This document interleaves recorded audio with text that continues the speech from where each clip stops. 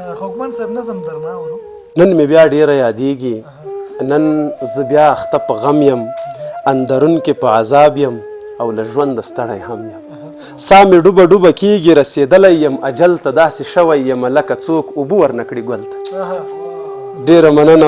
او ستا نه لرې زندګي خو اضطراب دی، اذیت دی، خو له تا سره جانانه دو خبرې عبادت دی. ستا نه لرې زندګي خو اضطراب دی، اذیت دی، خو له تا سره جانانه دو خبرې عبادت دی. آینه مې مخ ته ایښې، آینې ته کتی نشم، مینې داسې یمه کړی زمانې ته کتی نشم. ډیره زیاته مننه. قتل کړی یم دوه سترګو، پر هرونه مې خوږیږي، چې د شپې په خوب کې راشي آن خوبونه مې خوږیږي.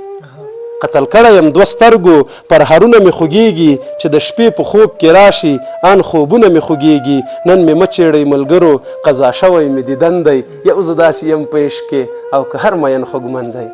یو زه داسې یم په عشق کې او که هر مین خوږمن دی. ډېره مننه. مهرباني ژوند صاحب کور ودان چې زموږ خپرونې ته حاضر شوي.